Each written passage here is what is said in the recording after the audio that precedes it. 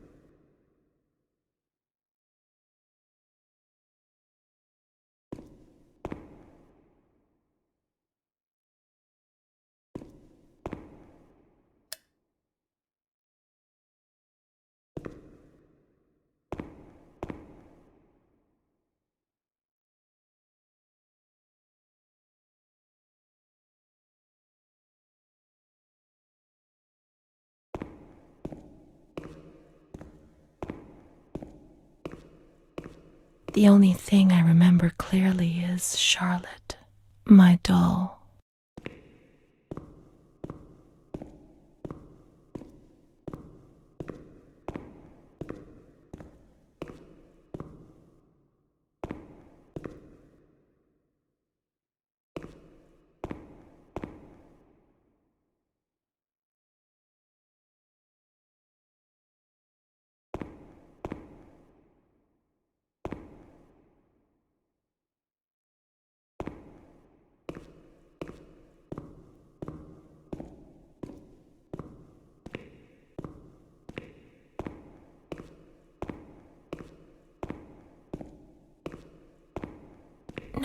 No, she's freezing. She's alone. Let's look for her. Renee doesn't want to abandon her.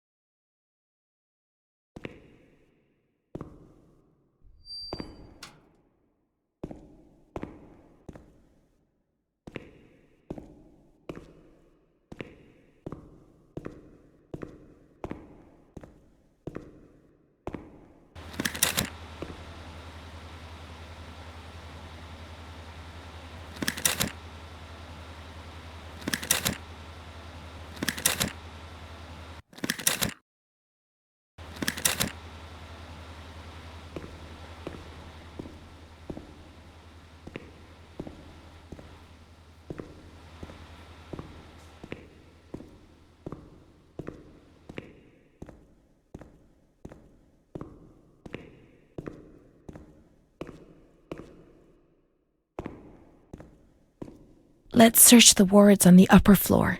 There's a plan on the wall which shows their location.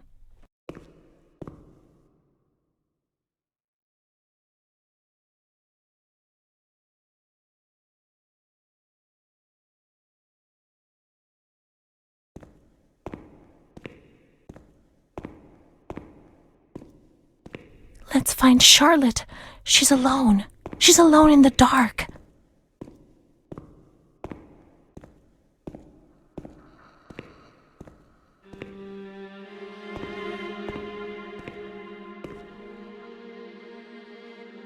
Mummy took good care of Charlotte. She tucked her in, hugged her, gave her cuddles and kisses. She was very affectionate and loving. Nothing bad happened to Charlotte, and that surprised me. I didn't understand. At first, I was quite scared. I was afraid that she wanted to hurt me. I lived in constant fear that Mom would abandon her. Because I didn't deserve to live. I didn't deserve to be loved.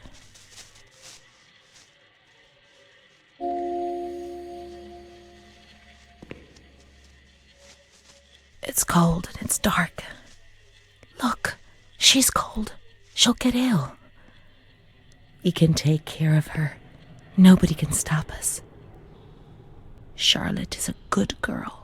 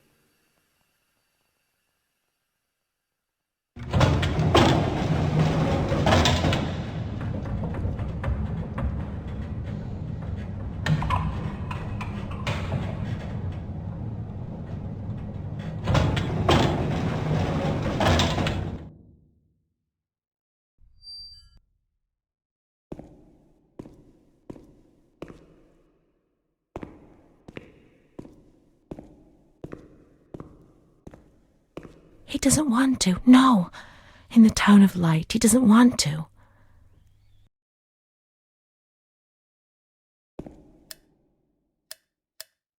Charlotte is cold. Let's take her somewhere warm.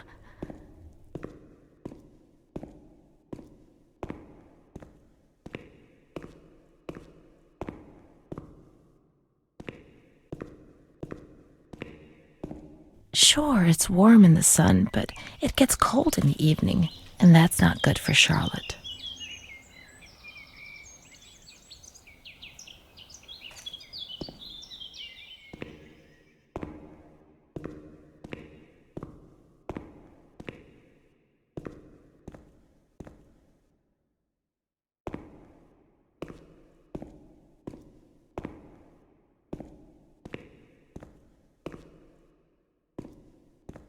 He'll get angry. I know he'll get angry.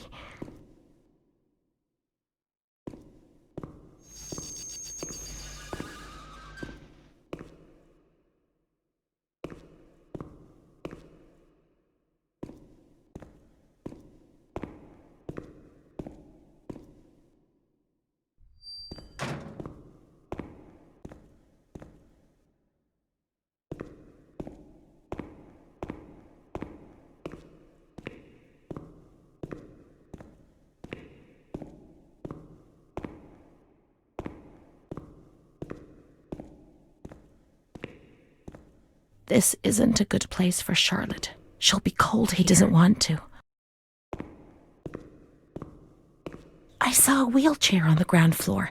It's comfortable there, and we can put Charlotte somewhere warm.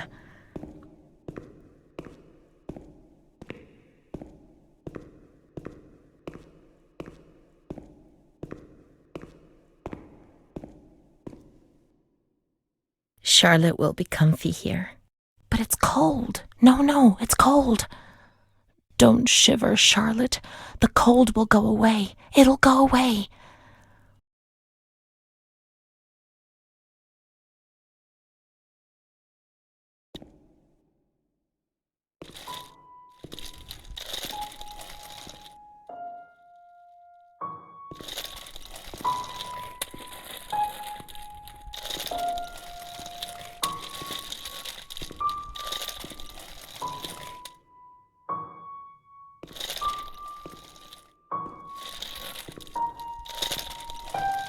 We must find some warm lights. Let's go to the surgical ward. Let's take Charlotte to the surgical ward. The lights will warm her up.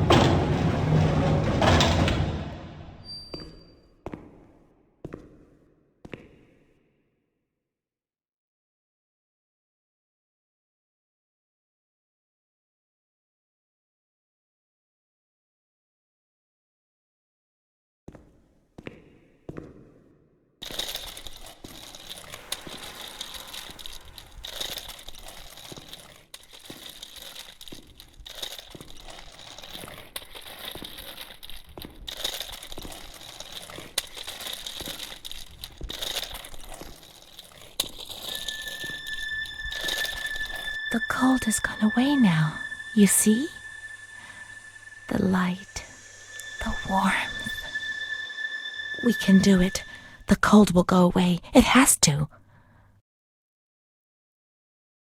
Now we can enter the ward where everything started. It all began in the observation ward on the ground floor.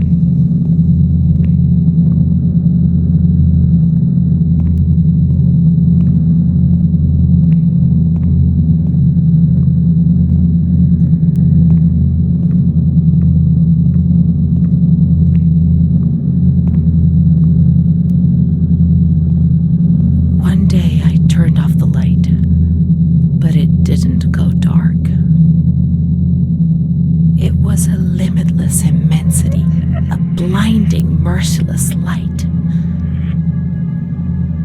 I was 16 years old, and I was afraid, always afraid, a fear that wore me down. I needed help, but I couldn't speak. I was terrified of everything, even thinking. They said they were taking me to a place where the fear would go away, where I would get better. I stopped living in there. They dragged me away and stripped off all my clothes, everything. I tried to explain what was going on in my head. They tied me to the bed for days. I was alone with my nightmares. It wasn't fear anymore. It was madness. And when you're mad, you cease to exist.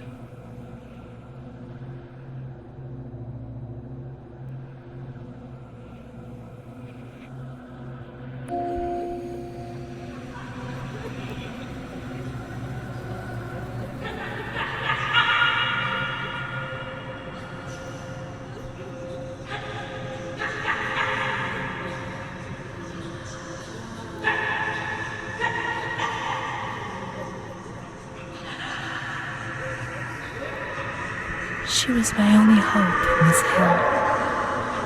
I was descending down, down among the damned. But that woman and her smile kept me alive.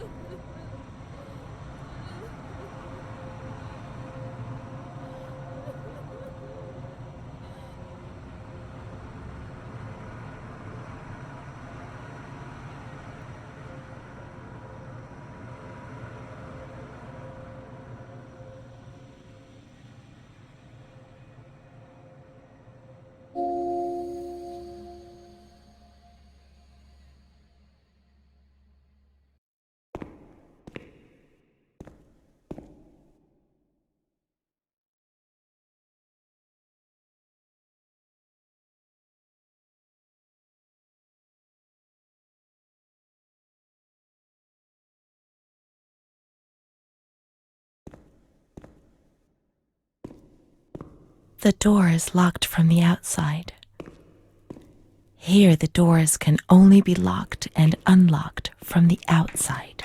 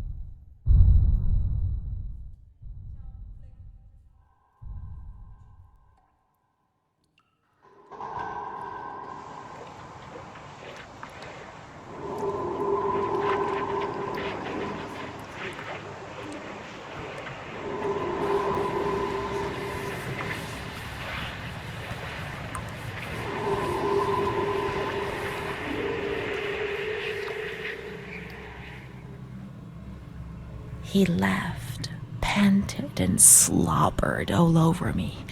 It hurt me when he touched me. I thought I'd suddenly split open with a loud crack, and I would be shattered into pieces. I felt fragile, sick, dirty, degraded. All I could do was clutch Charlotte tightly while Renee obeyed.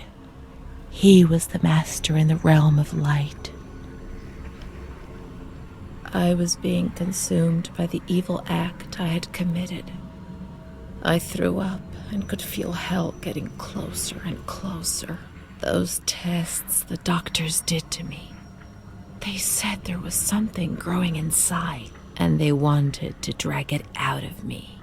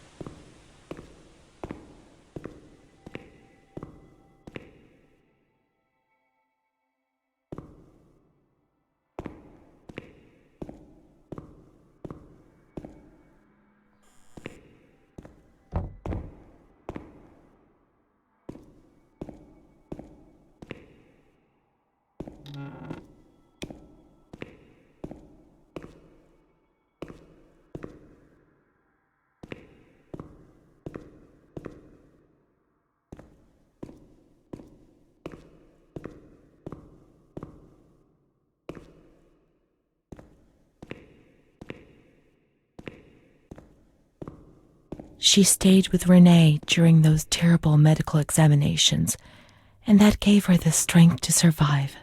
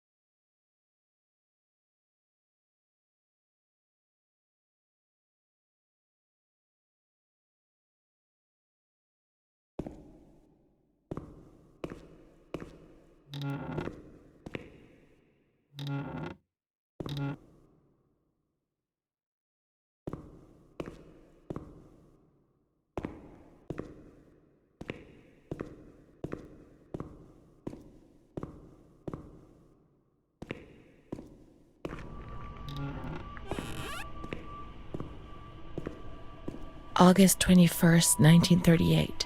Confidential. Dear A, I know what you think about these things, so I'm referring a patient to you, Renee T. This wretched girl got out of control and caused trouble in the grounds. She's almost 3 months pregnant. The nurses should be more alert. I'm examining the girl on the 28th. I'll handle things very carefully, don't worry. We don't want to make matters worse. Then they said that Renee was crazy, and that the illness was all in her head. Careful, little girl, careful. I was scared, and I didn't talk to anyone about the illness. Only her. Not even the other doctor. He never touched Renee. He just wrote things down. You can tell me everything. Don't be afraid, he said. Everything's going to be fine. Do you want to know what I'm writing? I note down what I observe in you, everything I see. He didn't hate Renee. He tried to help her, but he rarely examined her in those small surgeries.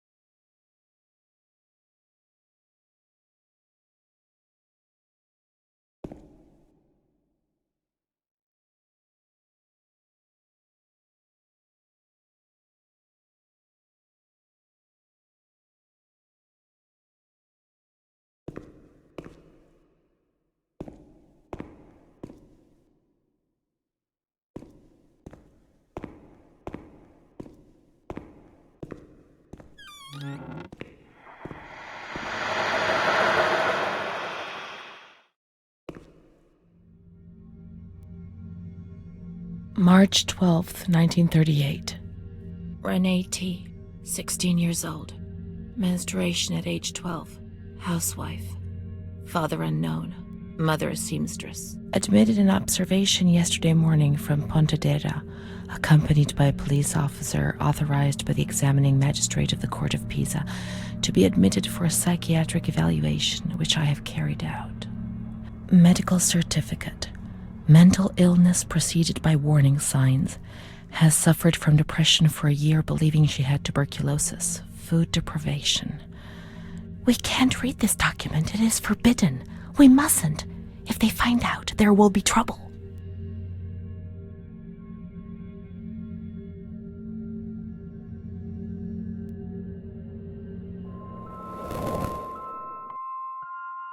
Have you ever wondered who you are?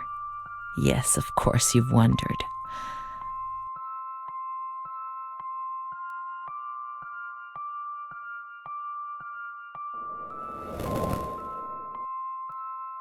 Since I got lost in the light, I don't even know who I am anymore. Let's read it and try to understand. She is frightened, hears noises and ghosts, presents serious signs of anxiety, psychosis, suffers from hallucinations. She is anxious, confused, her expression is distressed, a questioning look as if terrified, disoriented. She feels confused, hears voices shouting in her head. She doesn't understand things properly. She has been feeling unwell for 2 or 3 months.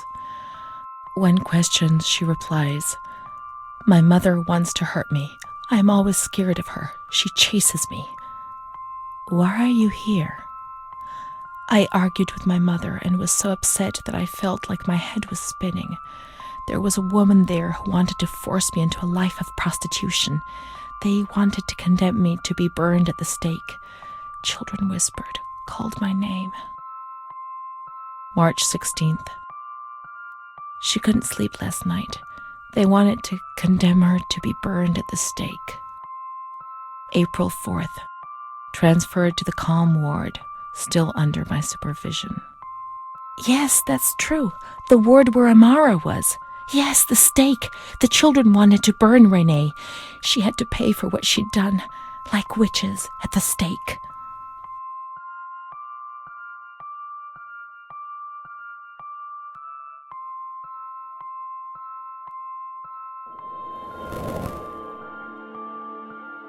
April 21st. She's more awake this morning and is responding to questions, complains of headaches. She became agitated when she found out her mother was there. She says that one day, many years earlier, she was with a friend of hers and met a man who made her get into a car and took her for a ride.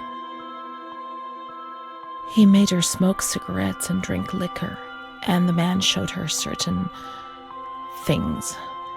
He tried to hurt her and made her go crazy.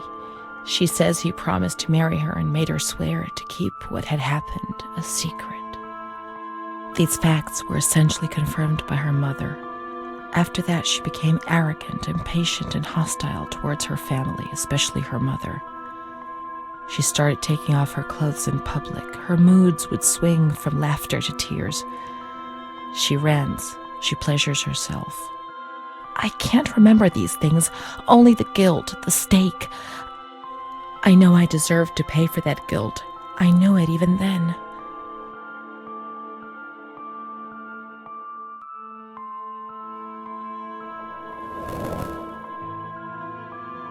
She was uncooperative during the examination. She didn't want to be stripped and her body remained rigid. Voluntary attention almost totally absent. Probable hallucinations. April 25th. Confused ideas, unable to maintain a spontaneous conversation. Reflexes all normal. Reactive pupils. Let's find Amara, and we'll find the full medical records.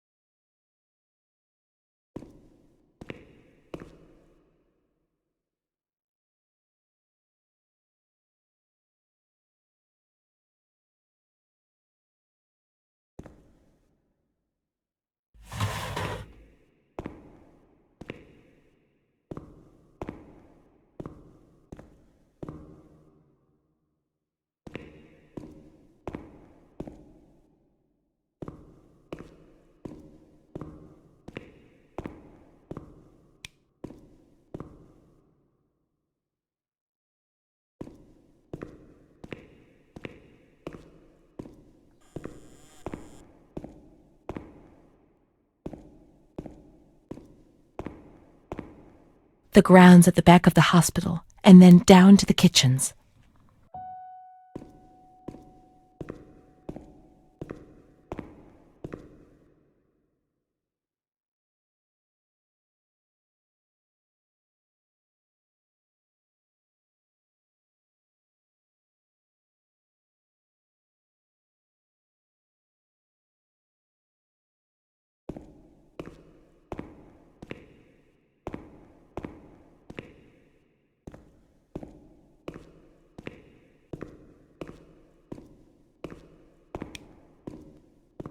This is the road we used to take.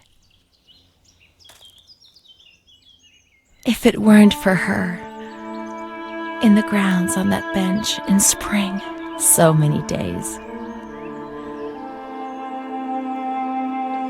It was an escape, watching nature around us as she talked and smiled.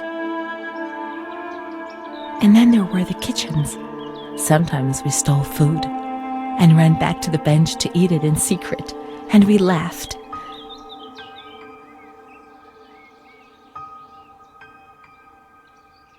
She did things to me. Sometimes she touched me. In the shower, I felt her body against mine for the first time. It was a shiver that warmed my soul. Eyes closed, the light slipped away.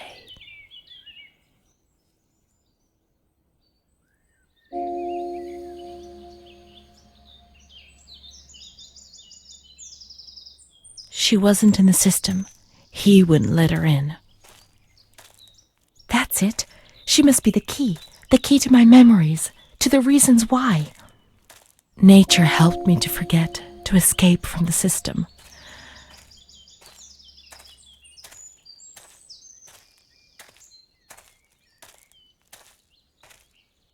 The scent of spring.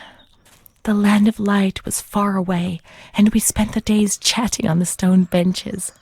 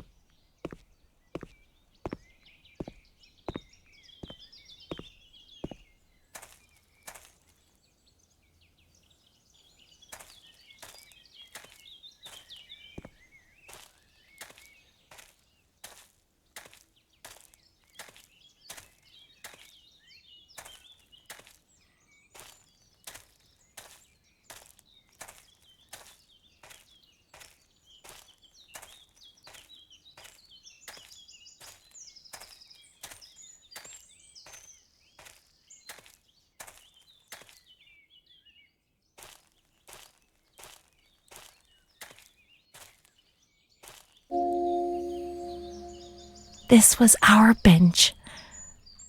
We often went to the kitchens. She sometimes went on her own when things were going well.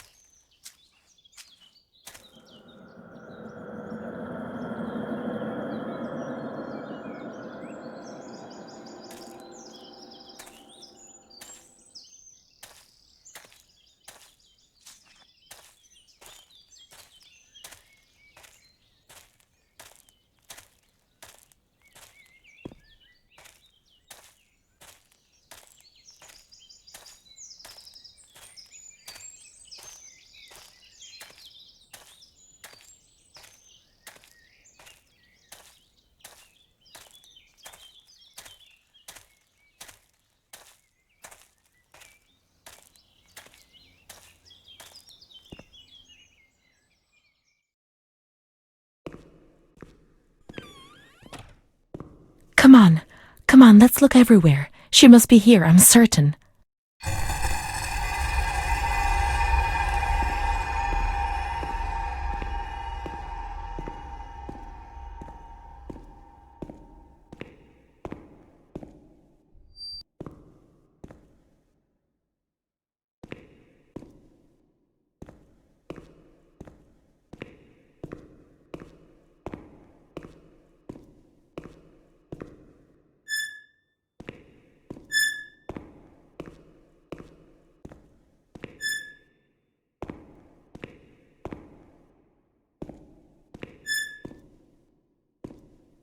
Keep looking. We mustn't give up.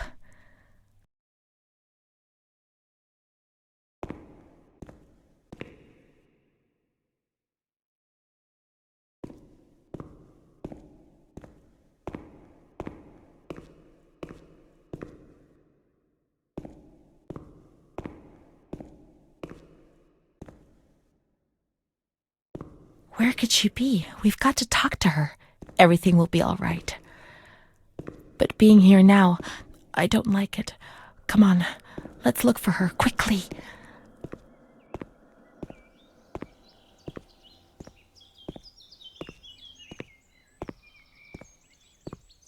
We can't stay in here too long. They'll find us. When they found us... Come on, hurry. We've got to find her quickly. We've got to get out of here. They'll find us. But not now. Not yet. Amara's not here. Maybe she's in the showers. We can find her there. The water was often cold. When it was cold, we ran away. But when it was hot, then she came to Renee under that cruel white light. I can still feel the shivers her body gave me. Everything must return to how it was. If we recreate that magic, she'll come to us.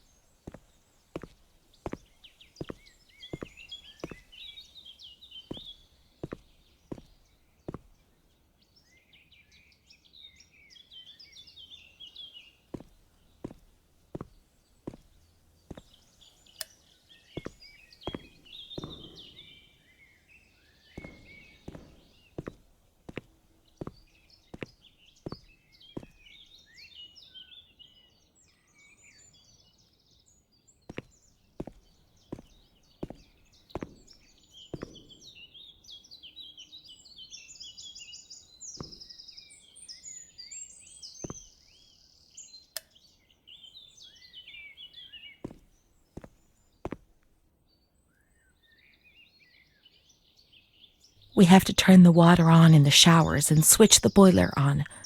All the plumbing systems were in the kitchen area.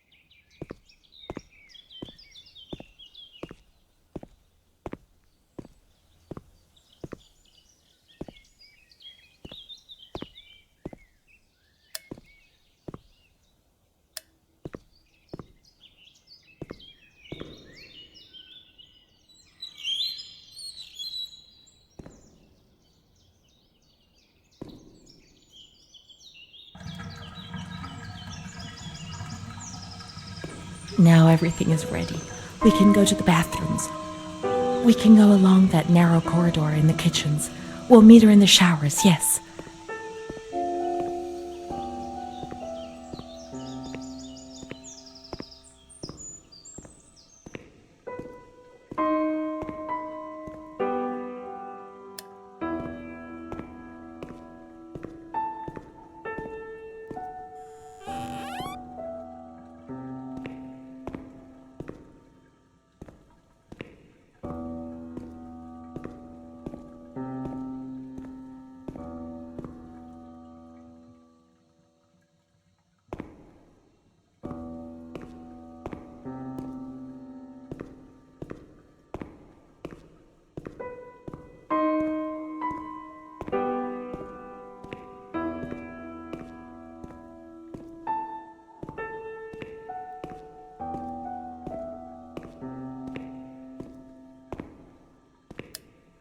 Everything's ready.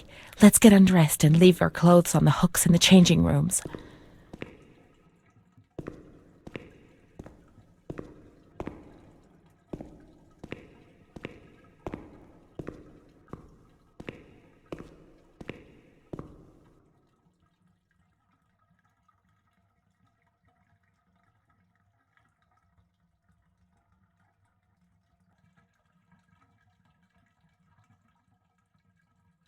Let's turn the water on now, and everything will be as before.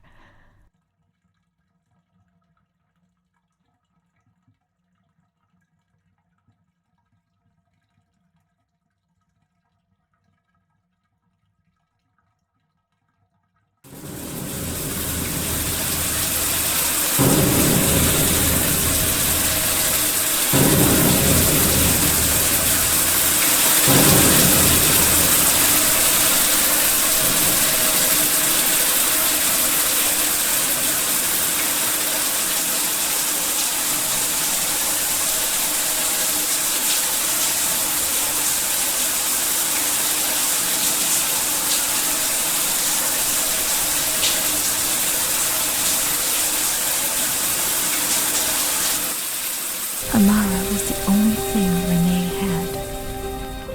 They separated them. Renee went to the slightly agitated ward, the one that terrified everybody.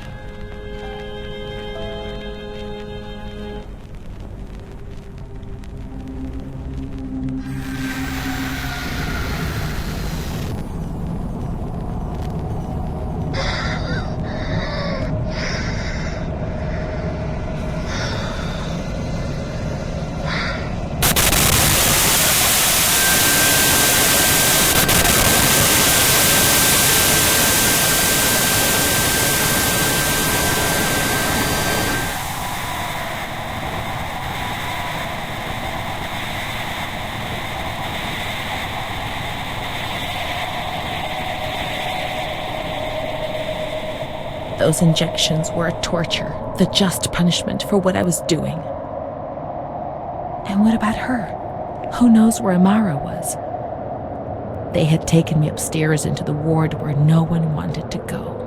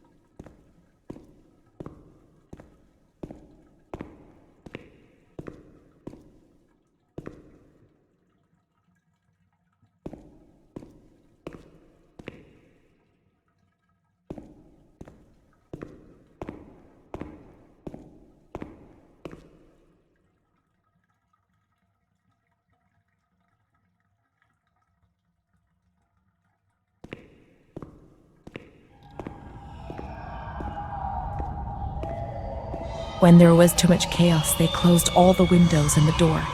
They turned off the lights, and it was pitch black. Some people fell asleep. Some others stopped seeing their demons and became more calm.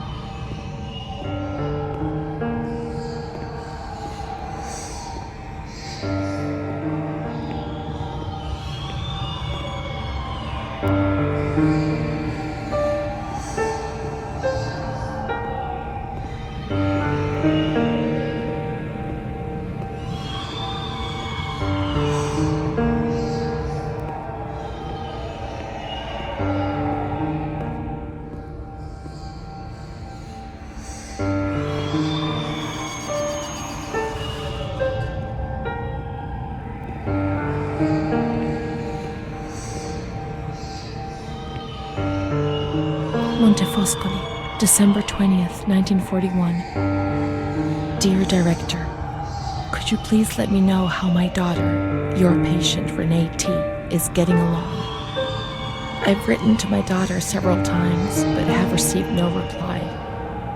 I'm very worried, particularly as I've been ill for some time and have not been well enough to come and visit her. Please kindly let me know when it will be possible for me to bring my daughter home.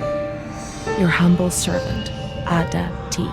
Bring this letter to the attention of Dr. C so he can assess the potential discharge of the patient.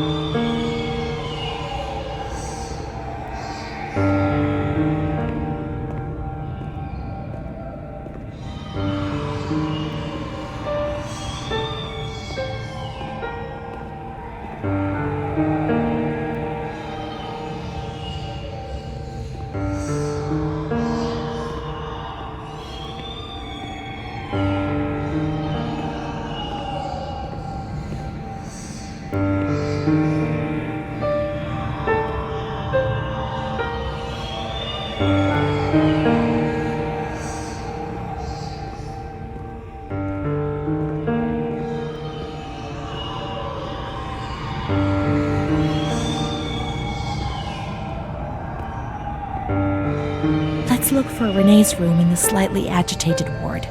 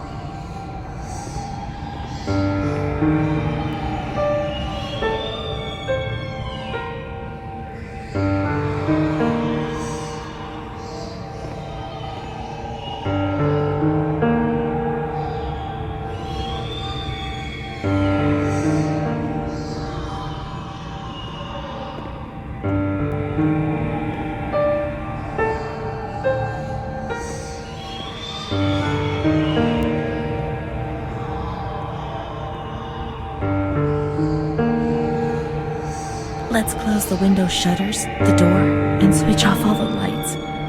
We want darkness.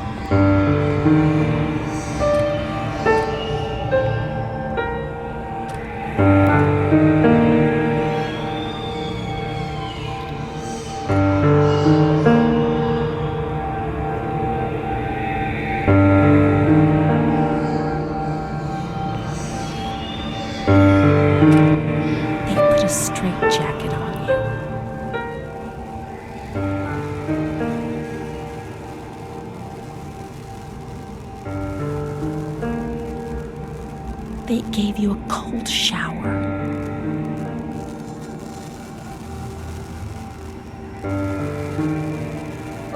They suffocated you with a sheet.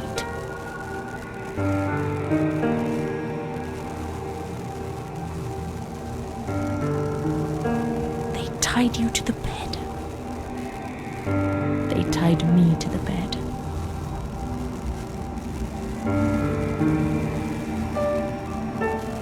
A woman died next to me, choked by her own vomit.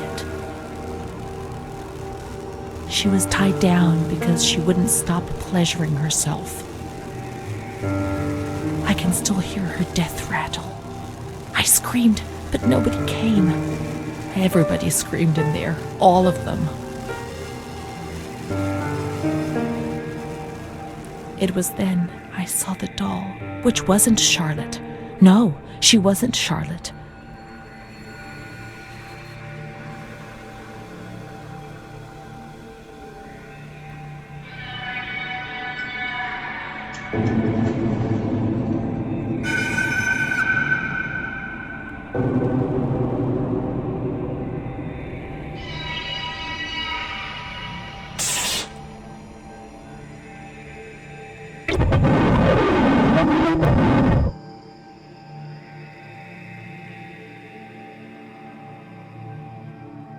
The past was like the present. That doll, that man, the shame. Renee was increasingly divorced from reality. How will I ever find out what really happened? How will I ever find Amara again if I can't even find myself?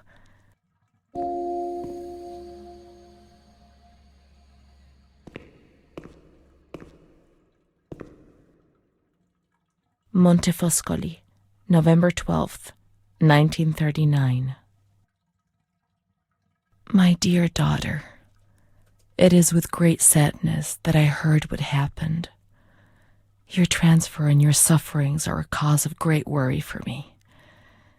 It will take time, but you'll see, things will improve. They'll treat you and you'll get better again. I pray a lot, every day. Write to me often and tell me if you need anything. I promise I'll do what I can. Try to be strong. Mom.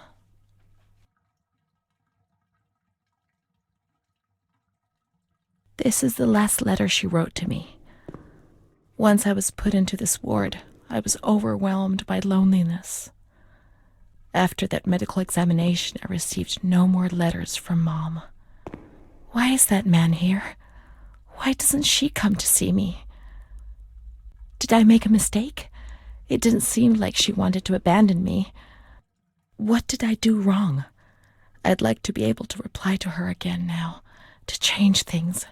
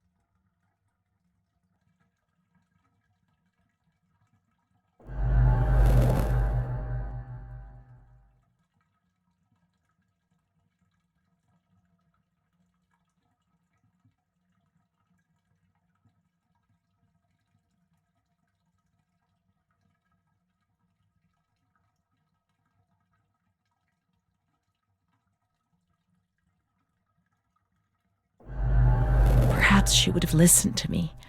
Will she reply?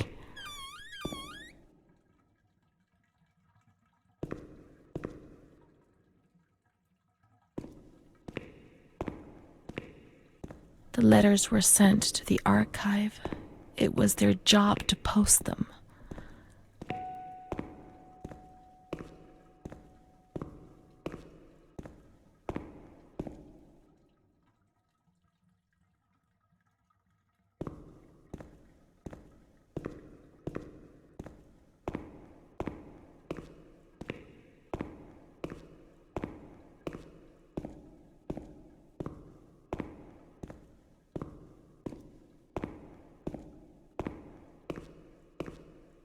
When you were sent to a lunatic asylum, you lost the right to possess anything.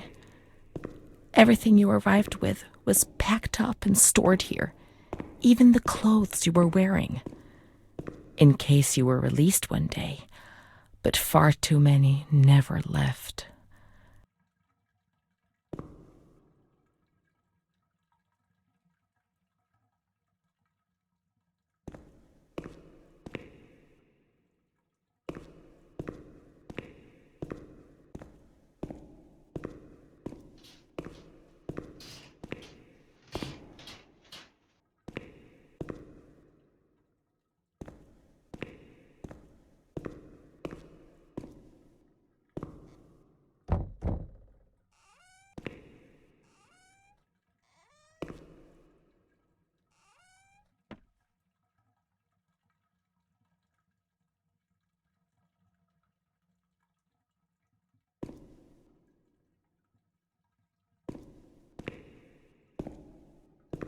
There must be a file with my name in the filing cabinet somewhere.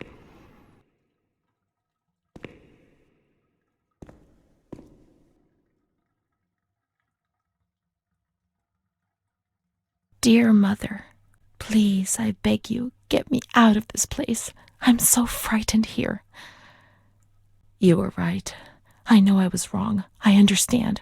I'm so ashamed. If only you knew how much. But now I'll behave myself, I promise. Now things will be fine. I'll work hard. I'll be very good. Your daughter, Renee. This letter. It was Renee's letter, just as she wrote it back then. But it was never sent. Why? Why did this happen?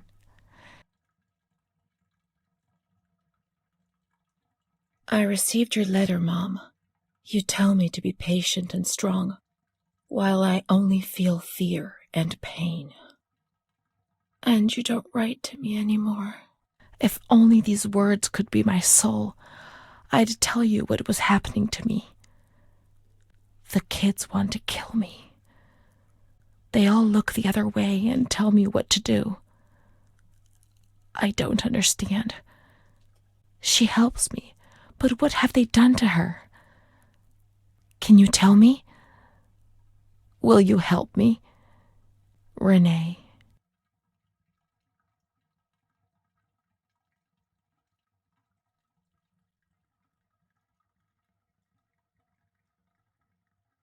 Montefoscoli, July 7th, 1940.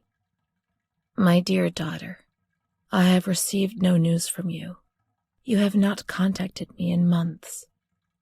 I'm sorry, but I don't have the money to come and visit you. Do you remember Mr. Onofrio? He'll soon be in Volterra for business. I've asked him if he would be kind enough to ask the director for some news about you. I hope he'll bring me some good news when he returns. But please write to me. I know that I was strict with you. You have to forgive me. I didn't think. I've given Mr. Onofrio a new doll for you. You told me that you lost yours, and I know you loved it so much. It's not as nice as your Charlotte, but I hope that it will comfort you nonetheless. Keep your chin up, darling.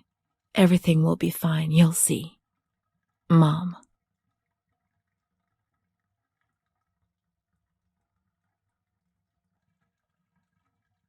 Montefoscoli, October 12th, 1940. My dear daughter, I've written 2 letters to you and have received no reply. Every day, I'm anxiously waiting for a letter. Mr. Onofrio's back. He brought you the doll. Do you like it? He told me he was unable to speak to the director, but managed to see you. I pray for you every day. Even Don Gino said a prayer for you during Sunday Mass. Isn't that nice? I've made up my mind, Renee. I'm bringing you home. I've already written to the director. I told him that I'll take care of you. I'm not very well at the moment and can't work, but I'll get better soon, you'll see. And as soon as I can make the journey, I'll come and fetch you. I know you're suffering a lot, but please be strong, I beg you. Mom will come to fetch Renee, won't she? Mom is good, but she's not well. That's why that man came. The doll. Renee could have played with it while she was waiting for her to arrive, but Renee didn't have it with her. Is it one of Mom's lies? She knew that she'd hurt Renee and... No, Mommy's good. That man brought it. We've just remembered who he is, haven't we? It was Renee who was wrong. The doll's here. I know that for sure. Perhaps she's been abducted like all the others and is locked up here somewhere.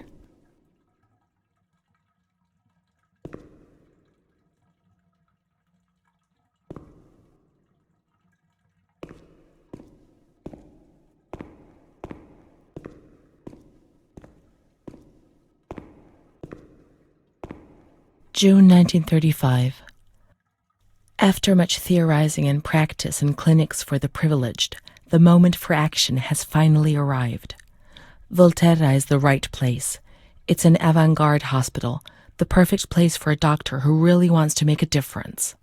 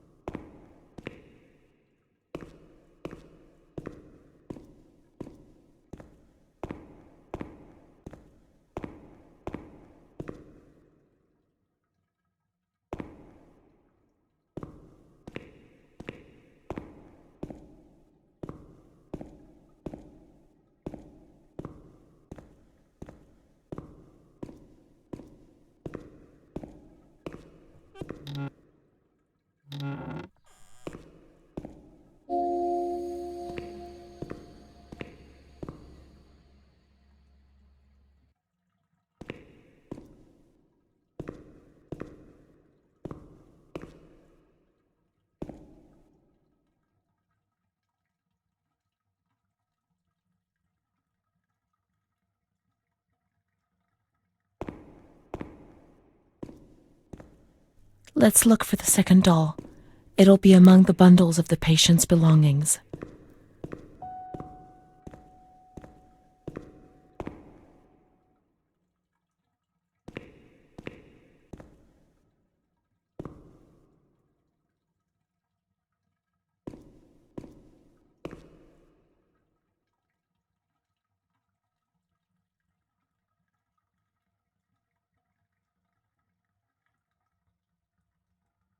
Now we can open the bundle on that table in front of the window. May the Lord guide your path and keep you from sin. Mom. You see?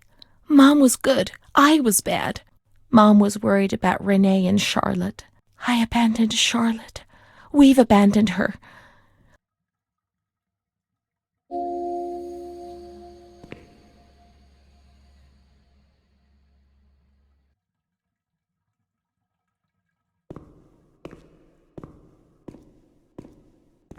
Let's look for Charlotte. We have abandoned her. Will she still be where we abandoned her, under the warm lights?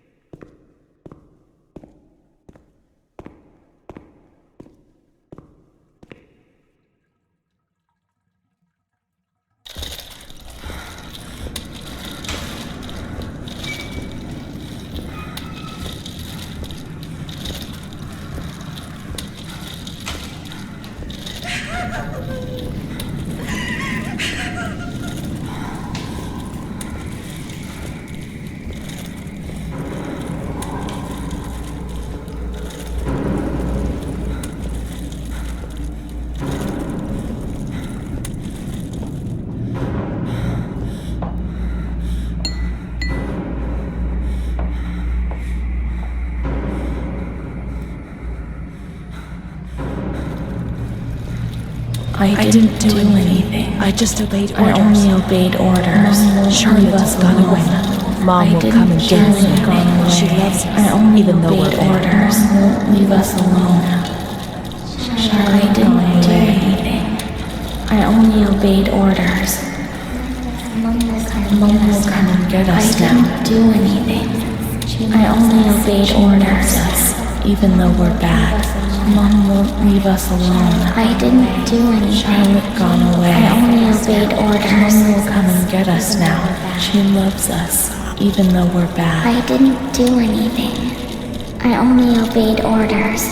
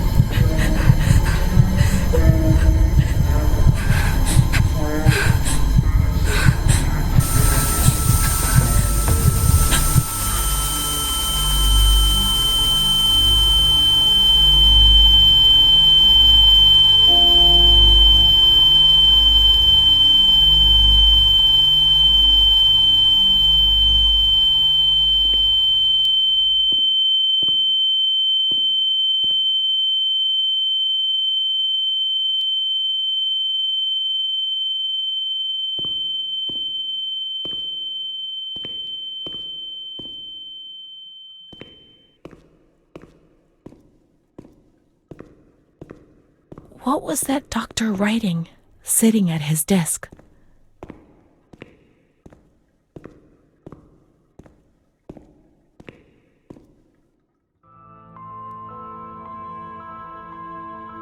September 7th, 1938. The patient frequently indulges in recriminations expressed in an explosive tone of voice. This morning she threw away the milk, saying it was full of urine, spittle, and all kinds of other filth. Crazed, she hears voices that order her to do things. She says she heard children singing and that they were locked up in a school. January 20th, 1939. Introverted, dazed, cannot focus on anything. When questioned and stimulated, she starts crying and weeping. At other times, she laughs. June 1st. Apathetic. Eats very little. She refuses to be touched. Does not respond. Spends her time in the grounds. The cooks report that she sits on a bench in front of the kitchens. October 14th. Return of impulsive behavior. This morning she asked for 2 eggs to make zabayoni, but when she got them, she threw them up in the air. Excited, clamorous, slightly confused, takes her clothes off. December 8th, tied to bed for 15 days. High-spirited, tends to make witty comments and use vulgar words, laughs hysterically and pleasures herself. The nurses report that about 2 weeks ago she remained in the showers on her own and didn't want to leave. They said that when they took her away, she swore at them and then lashed out and bit them. 2 nurses had to be treated for their injuries. They've kept her tied to the bed since then. Transferred to the slightly agitated ward, from the care of Dr. B to the care of Dr. C. I was with Amara in the showers. My memories are terrifying. They're not real, are they?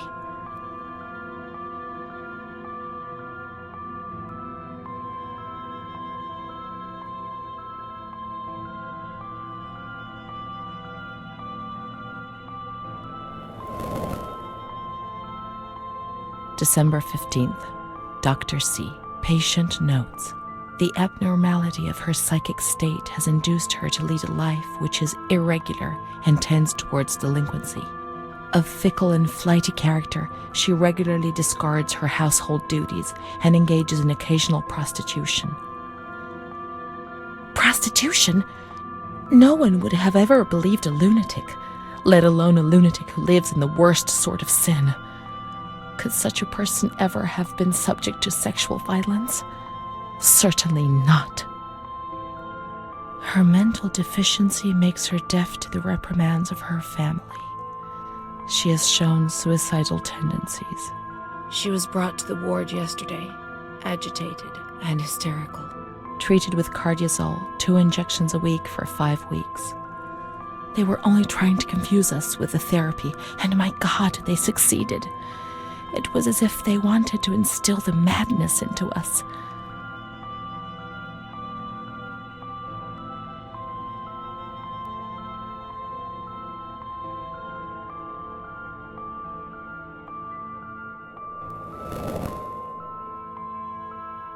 June 2nd. After a long period of calm and improvement, the patient is very agitated today and vehemently refuses to submit to a gynecological examination. She swears and curses those helping her, flailing her arms and hitting them. According to reports by Dr. B, the patient has been subjected to periodic checkups since she had a spontaneous abortion about 2 years ago in her 3rd month of pregnancy. Conception occurred after she had sexual intercourse with a stranger who sneaked into the hospital grounds. Details are contained in the charges filed at police headquarters in Volterra, a copy of which is attached to these clinical notes.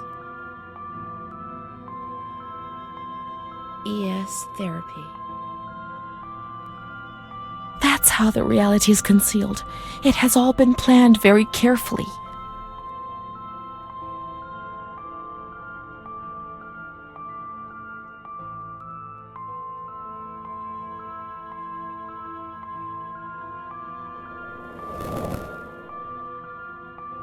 June 13th. The nurses report that she descended into a state of great mental confusion after receiving her mother's letter. She threw her soup over another inmate because she was very anxious, and then punched a nurse. Impulsive, flails about her. She rails against the doctor in vulgar terms while he is examining her, lashes out and spits. Block all correspondence to give the patient no further reason to become agitated. August 20th, tied to bed. The nurses report that the patient is extremely agitated after the visit of a relative or family friend. 2 days later, she is still shouting all the time that he commands her, that she must obey and harm herself, and that she is not Charlotte. All visits forbidden, constrained to bed, and intensification of ES therapy until we achieve results. No contact with the outside. That way nobody knew what was happening within these walls.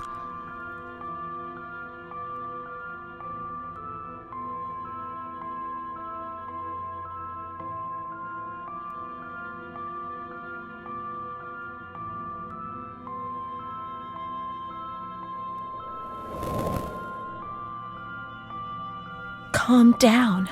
You must be calm. Don't get agitated. We'll make you calm down. Is that the only thing that matters? Is tranquility worth the price of not living?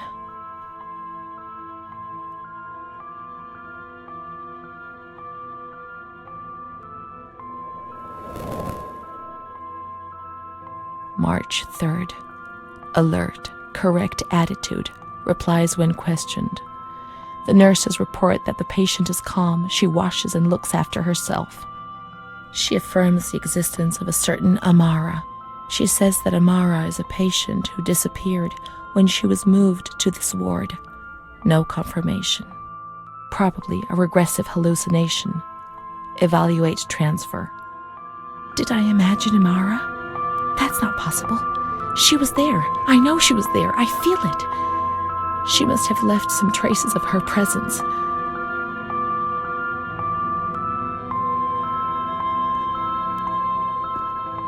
We can look for her things in the storeroom containing the bundles of the patient's belongings on the upper floor.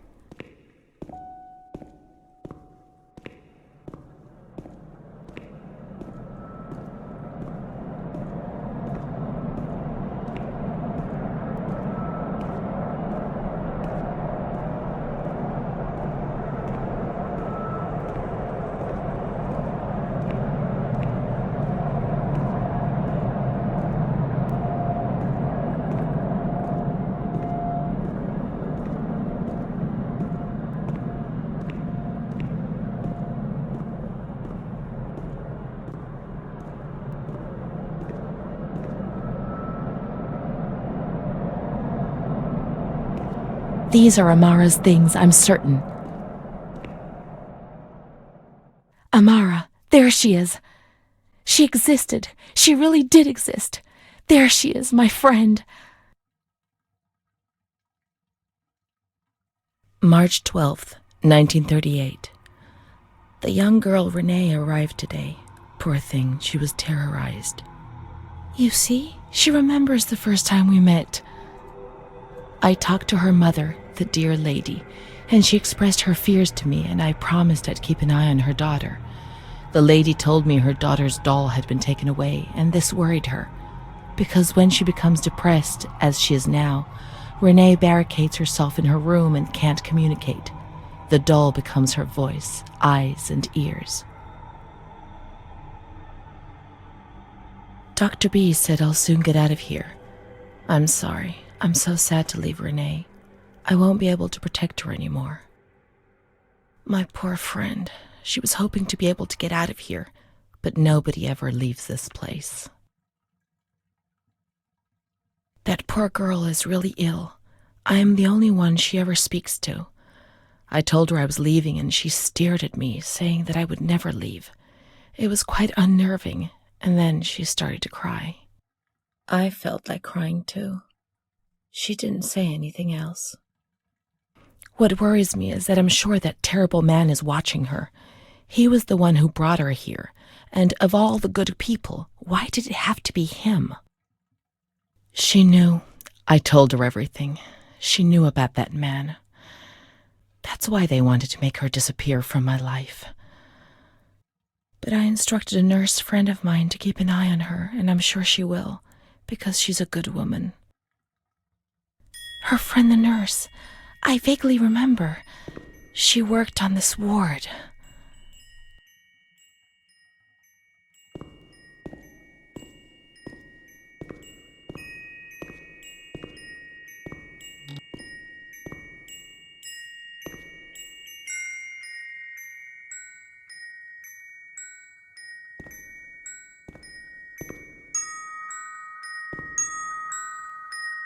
She worked mostly in the Marigliano pavilion. Let's get out of here and find that pavilion. Renee was alone here. Charlotte had abandoned her. And without Charlotte, Renee couldn't communicate with the outside world. Mother knew that.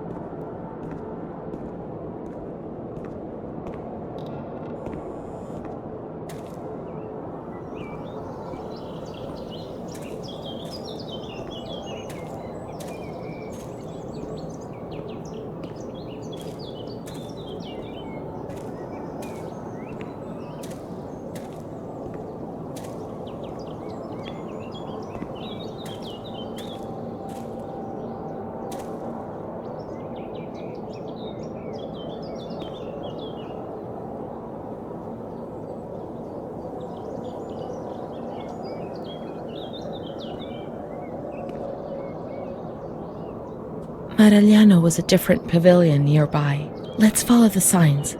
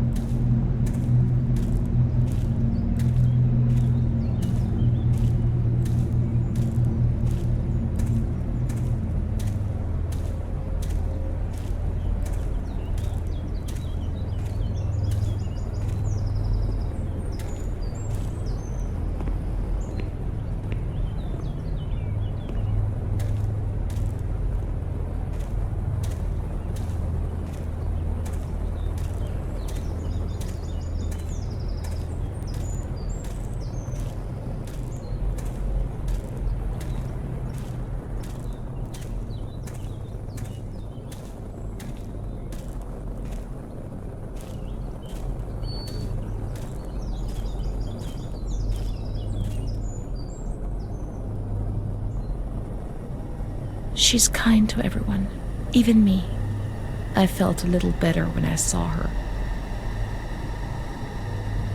The sick children laughed and played with her. Not even they could frighten me. Don't annoy Renee. She's a princess here. Didn't you know? She told stories. She said there was a war out there. But they stared at me and frightened me.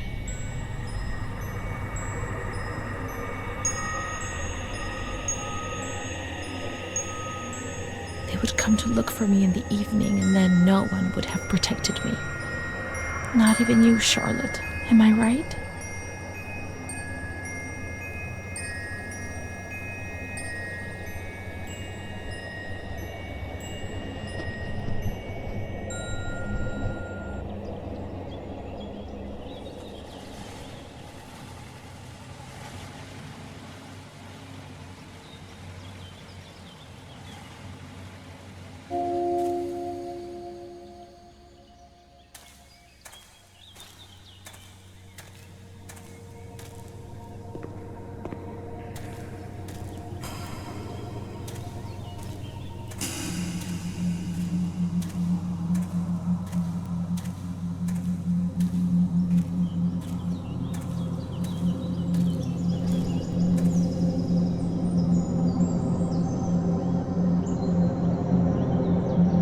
Let's follow the hearse until we reach the graveyard.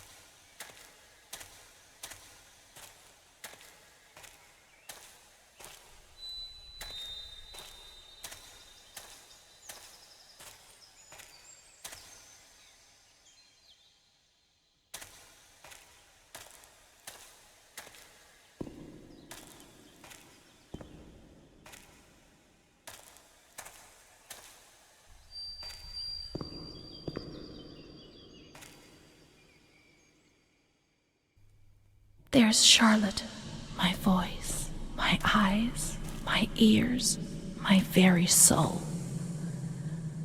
Let's go and play together again.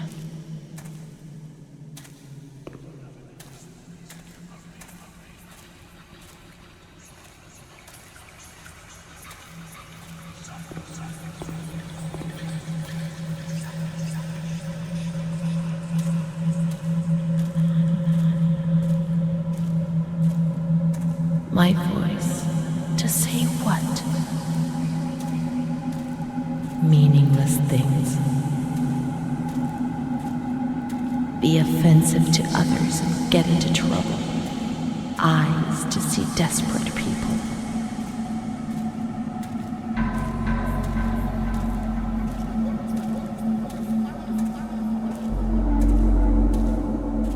In the mirror, the shadow of my former self.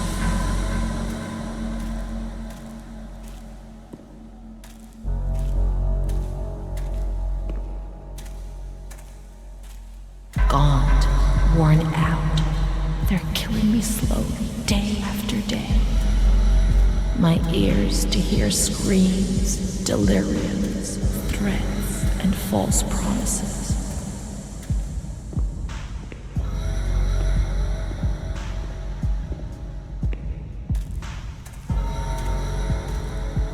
It'll be all right. Everything will pass. My soul, incapable of living, of fitting into a world which it finds alien.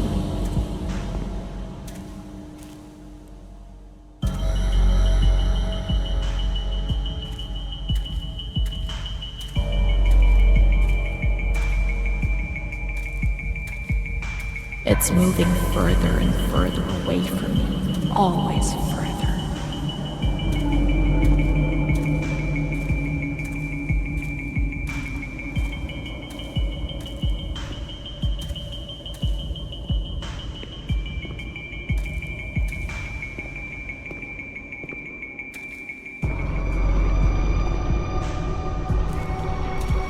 Let's go and play together again.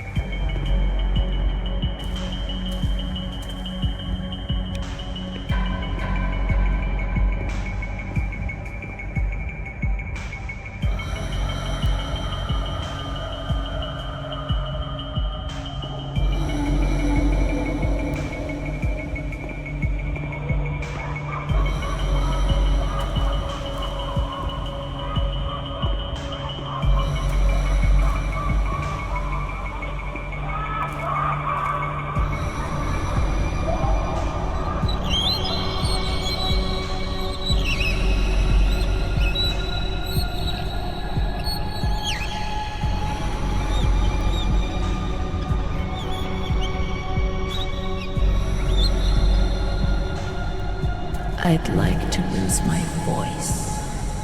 I'd like to lose my eyes.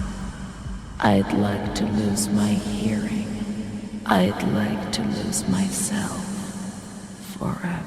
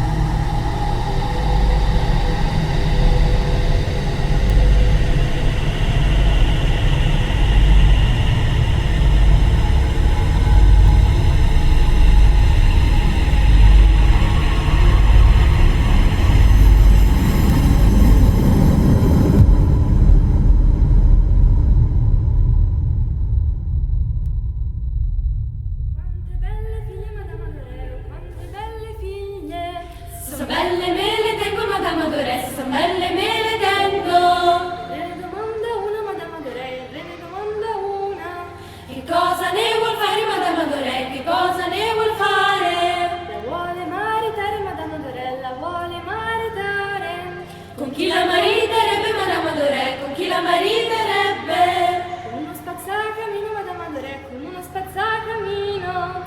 E come la vestirebbe Madame Adoré, e come la vestirebbe. Di stracci e di toppe Madame Adoré, di stracci e di toppe. Uscite dal mio castello Madame Adoré, uscite dal mio castello. Quante belle figlie Madame Adoré, uscite dal mio castello. Quante belle figlie Madame Adoré, quante belle figlie. Sono belle e ne vengo Madame Adoré, sono belle e ne vengo. Il re ne manda una Madame Adoré, il re ne manda una. Che cosa ne vuoi fare Madame Adoré, che cosa ne vuoi fare? La vuoi male, la vuoi male. Chi la marita è Madame Adoré, cosa ne vuoi fare Madame Adoré, cosa ne vuoi fare? Chi la marita è Madame Adoré, chi la marita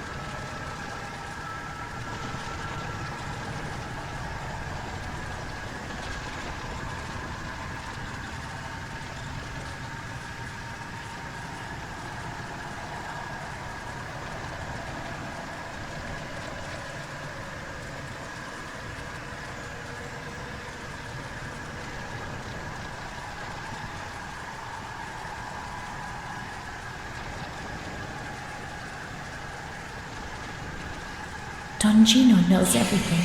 He speaks to God and he tells him lots of things.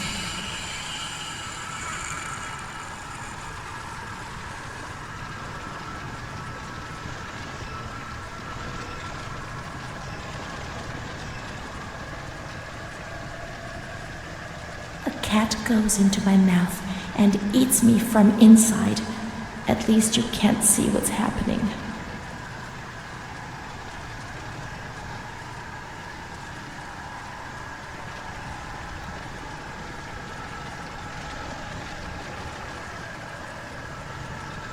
Rene's kind to Don Gino, but he always frightens me.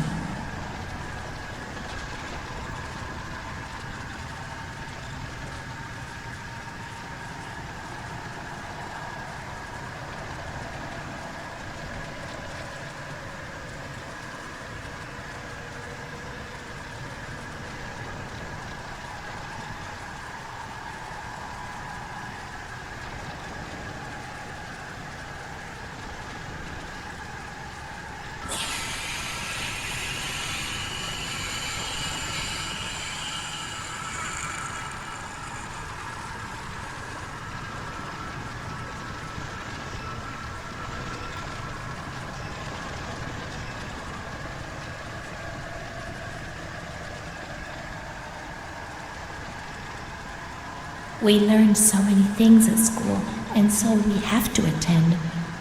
How would we get on if we didn't? I do a lot of bad things. I don't tell anyone, but Mom knows just the same.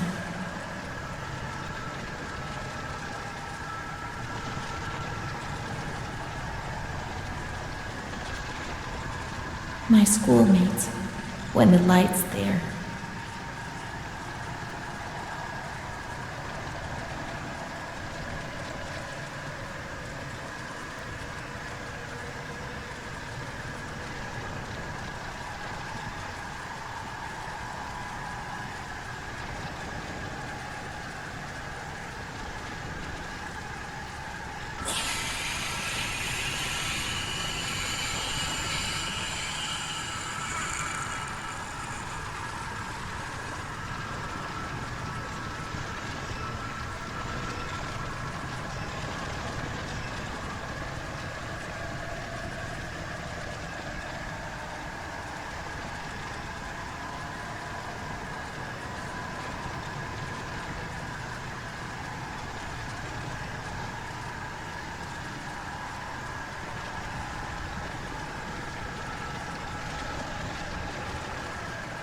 Mr. Onofrio is very kind and helps us.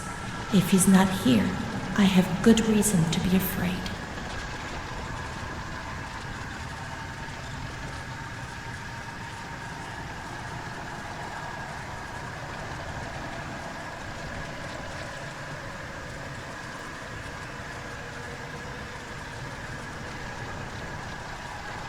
I'm not like the others, Mom.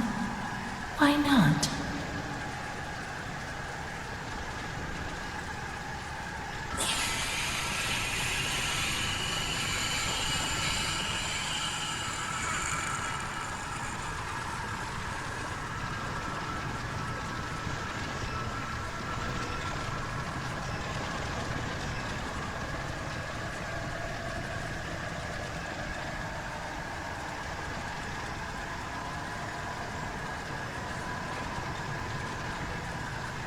A blackbird's eating my head. That's why it hurts so much.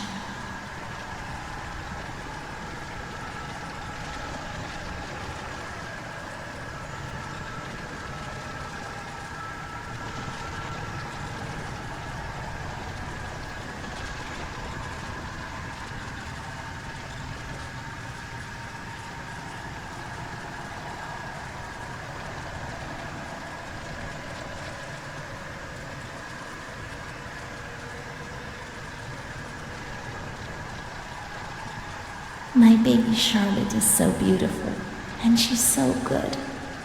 But Renee isn't. There are a lot of them. They want to hurt me. They fly. Even Charlotte can't help me.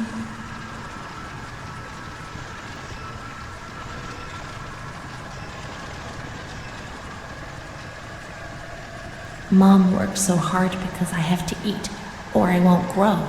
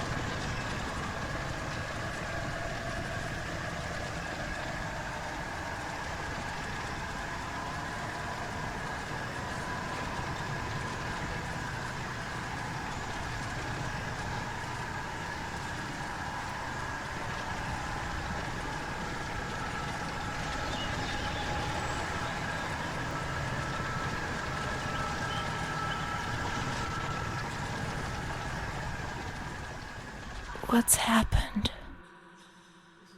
What is this place? Maybe I'm dead. I can't see any light. Maybe I am dead. I can't get up. What's going on? What's happening to me? There's no one here, but these noises. God, my head is killing me.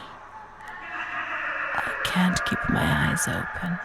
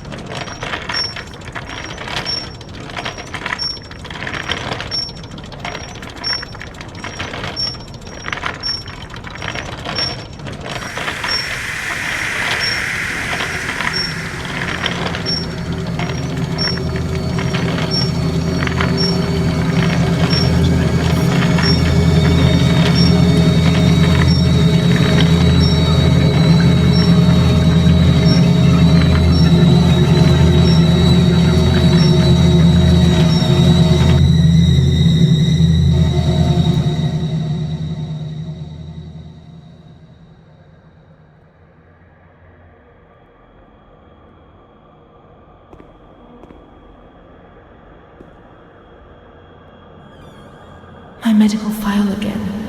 I don't want to know. I don't want to know anymore. There's only confusion. There were some who had scarcely seen me.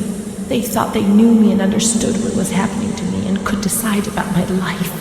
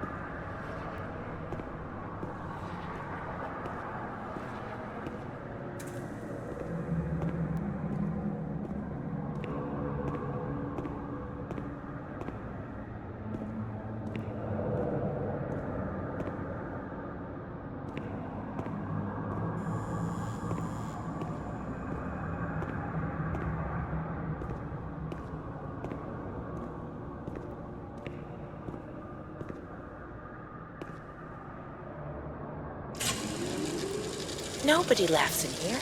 I mean, really laughs. Not those crazy fools who laugh because people say they're mad. I don't know why they laugh out loud. They say I'm mad too, but I never feel like laughing. People used to laugh at me, but they were right, you know? You can't always cry, and people laugh when they're afraid, don't they? It happened to you, not to me. It's better that way. They do that to show they're lucky. You mustn't take offense because it's true. And deep down, it's just like pity, if you see what I mean. But then you think about your own situation, and you laugh because you feel lucky that everything is going to get better, that it's all shit. It's all shit, this place. You're not trying to tell me it's not true, are you? An intelligent person, educated, not like me. And if I can see it's a load of shit, just imagine how much better you understand it. No, come on.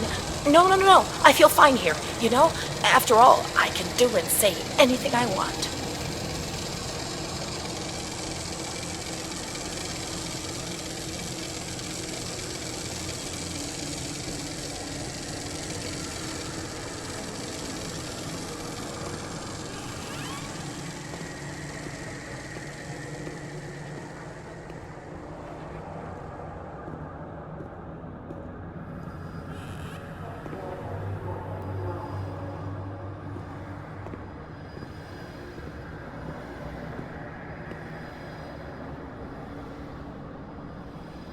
August 28th, 1942.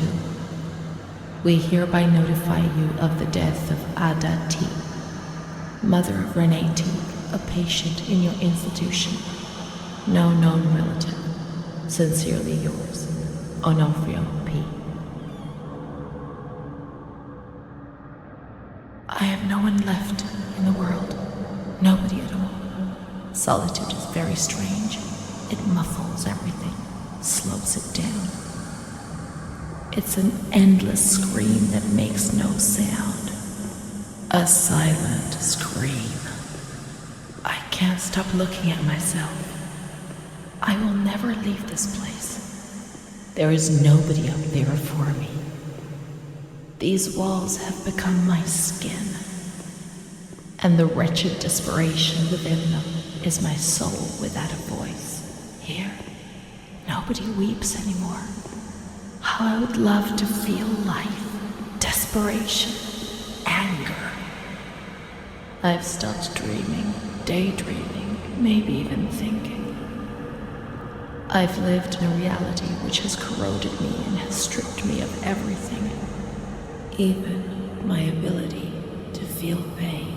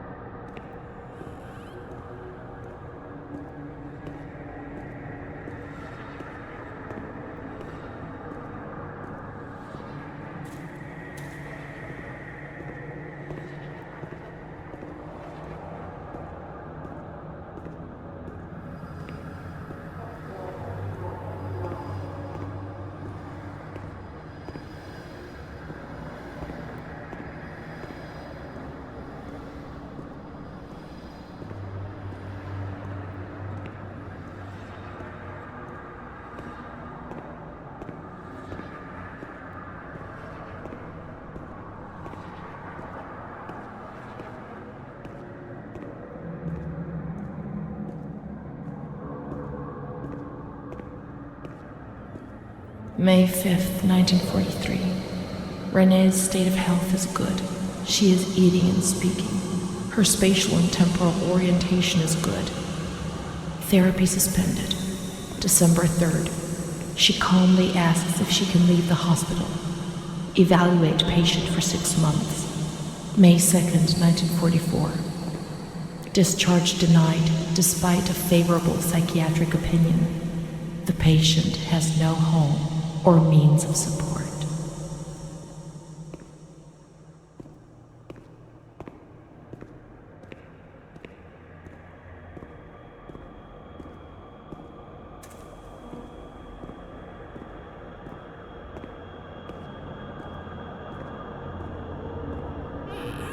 May 4th. The reasons why discharge is impossible are explained, and this is how Renee learns of her mother's death 2 years after the fact.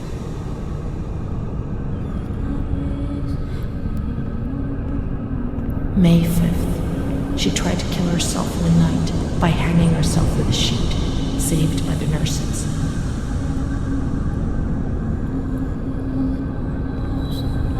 Restrained to her bed, she once more tried to kill herself by suffocation.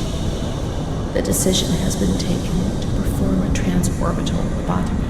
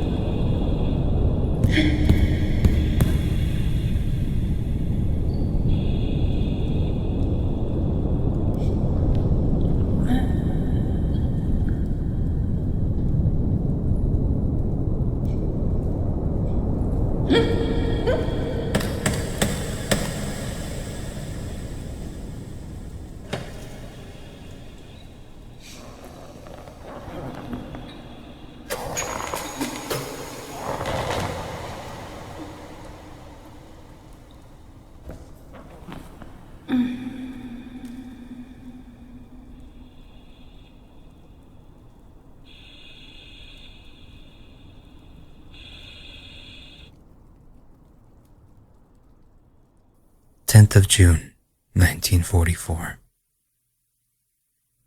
Operation successful. Patient tranquil and collaborative. Motor coordination capacity reduced, but she's improving. Transferred to the tranquil department in the care of Dr. B. 25th of October. Continues to talk about Amara and her doll, Charlotte. The disturbances of motor capacity show slight signs of improvement. Difficulty walking, not capable of riding, and the nurses report that they have to help her dress, wash, and feed herself. In the summer of 1944, Renee was transferred back into my department. Aware of little, indifferent, hardly ever spoke.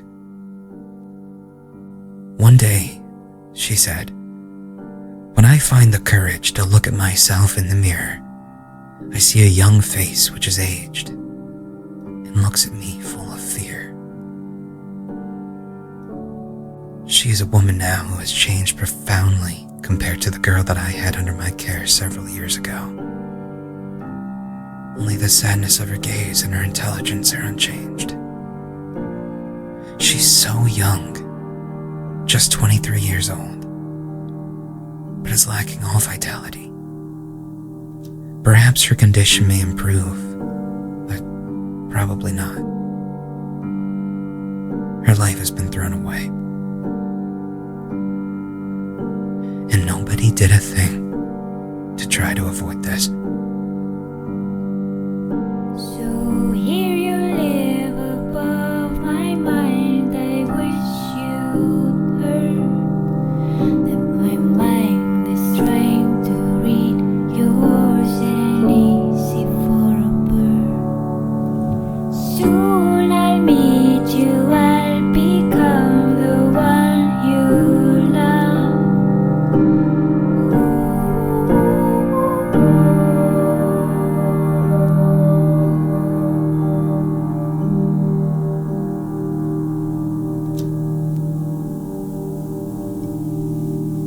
We're growing, so we'll have claws while looking for ourselves. The time is endless, it could take forever. I will find you, I will find you, I will find you, our home, our heart. I will find you, I will find you, I will find you, our home, our heart.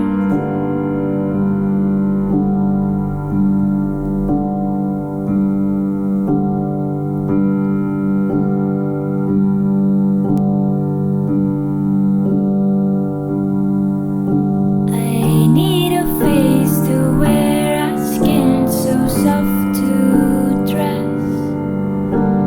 Let me try you on, I'll do it gently. Don't be scared.